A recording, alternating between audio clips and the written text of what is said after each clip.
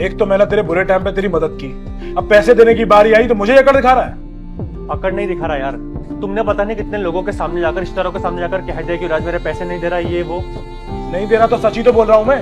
2.5 साल हो गए तुझे पैसे लिए हुए, और जब पैसे लिए थे तो तूने क्या बोला था कि मैं दुनिया का सबसे अच्छा इंसान हूं, तेरा बहुत अच्छा भाई हूं, और जब पैसे मांग रहा हूं तो मैं तेरा भाई नहीं हूं, मैं ही सबसे खराब इंसान हूं। जब तुमने मुझे बदनाम कर ही दिया लोगों के सामने कि युवराज मेरे पैसे नहीं दे रहा, खा गया है मेरे पैसे, तो खा ही लेता हूं तुम्हारे पैसे फिर। देख युवराज, तूने मुझे 4 महीने की बोली थी और अब पूरे 2.5 साल हो गए। अब मैं बार बार आके तेरे पास आके लड़ नहीं सकता हूं पैसों के लिए। लड़ मैं भी नहीं सकता हूं तुमसे रोज के रोज। अगर तेरे पास पैसे नहीं होते ना, मैं तुझसे मांगता भी नहीं, लेकिन तेरे पास पैसे हैं और तेरा काम भी अच्छा चल रहा है, तो अब क्यों नहीं दे रहा तू पैसे? अगर दे दूंगा पैसे तो जो मुझे बदनाम किया है वो ठीक हो जाएगा क्या? अरे तो लौटा देना, तो जिन लोगों को बोला उनको पता चल जाएगा कि तू सच बोल रहा था। हाँ, तो उनको जाकर सच्ची बोलो कि मेरे पास में कोई पैसे नहीं है। नहीं दे रहा ना तुझे तो तू मत दे, ऊपर वाला सब देख रहा है। और आज के बाद मुझे अपनी शक्ल मत दिखाइयो, और तेरे घर में आ जाऊं तो नाम बदल दियो मेरा तू। हाँ मत आना, मुझे भी देखनी शक्ल तुम्हारी। बेटा क्या बात है, कुछ परेशान लग रहे हो? कुछ नहीं पापा। नहीं नहीं, कुछ तो है। पापा 3 साल हो गए युवराज से मेरी कोई बात नहीं हुई है, ना मैं उसके घर गया ना वो मेरे घर आया। एक तो मैंने उसकी मदद की, उसे पैसे दिए, और जब मैं अपने पैसे मांगने के लिए गया तो वो मुझ पर ही चिल्ला रहा था। ये बात मेरे दिमाग से बिल्कुल जा नहीं रही है, और यही सोच सोच के मेरे सिर में दर्द रहता है। मैं बहुत परेशान हूं, मैं बता नहीं सकता। तो एक काम कर, उससे जाके माफी मांग ले।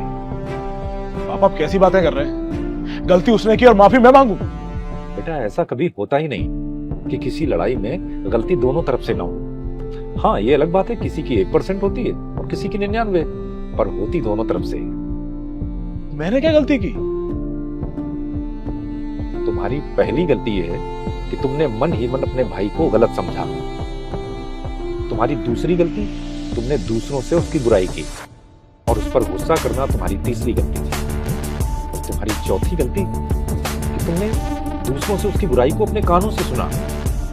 और तुम्हारी आखिरी गलती कि तुमने अपने छोटे भाई के लिए नफरत और गुस्से को अभी तक अपने दिल में जगह दिए हुए। तुमने अपने छोटे भाई को अपनी गलतियों की वजह से जो दुख दिया है ना, वही कई गुना होकर तुम्हारे पास वापस आ गया है, और वही तुम्हें परेशान कर रहा है। इसी से तुम दुखी हो। एक काम करो, तुम अपने भाई के पास जाओ और हाथों में एक मिठाई का डिब्बा लेकर जाकर उससे माफी मांग लो, वरना तब तक तुम ऐसे ही परेशान रहोगे और तुम्हारा मन शांत नहीं होगा। और हाँ, एक बेहद खास और अहम बात, अपनी गलती मानना इंसान को मजबूत बनाता है। ठीक है पापा।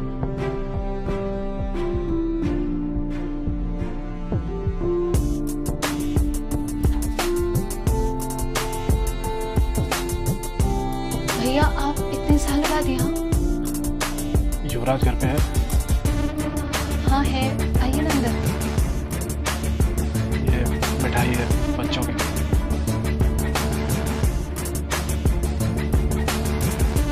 आइए ना।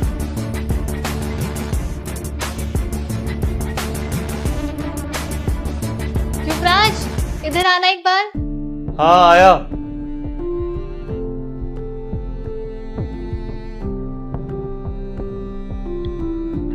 सारी गलती मेरी थी, मुझे माफ कर दे भाई। मैं अपनी गलती की माफी मांगने आया हूं। नहीं भैया, आप प्लीज माफी मत मांगिए, आपकी कोई गलती नहीं है, सारी गलती मेरी ही है, मुझे माफ कर दीजिए। नहीं भाई, सारी गलती मेरी है। मैंने सब जगह जाकर तेरी बुराई की, और मेरी वजह से तुझे अपनी बुराई सुननी भी पड़ी। नहीं भैया, अगर मैं आपको पैसे दे देता तो आप किसी से मेरी बुराई करते ही क्यों? और आपने तो मेरे बुरे समय में मेरी मदद की थी, और मैंने उल्टा आप पे ही गुस्सा किया, आपको ही चिल्लाया। आप 1 मिनट रुकिए भैया।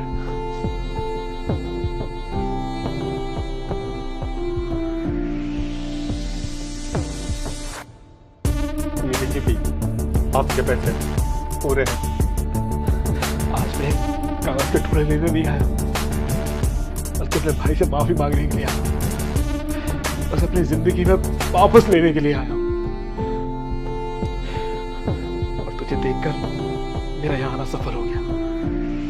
याद तो मुझे ही बहुत आती थी भैया आपकी, आपके साथ बिताए अच्छे पल याद आते थे, पर मेरा घमंड ने मुझे कभी आने ही नहीं दिया वहां। अरे घमंड ही तो होता है जो अच्छे से अच्छे रिश्तों को खराब कर देता है। मुझे माफ कर दीजिए भैया, माँ बाबा से मिले को भी कितना टाइम हो गया। वो भी मुझे बहुत याद करते हैं और उनसे ज्यादा मैं तुझे याद करता हूँ। भैया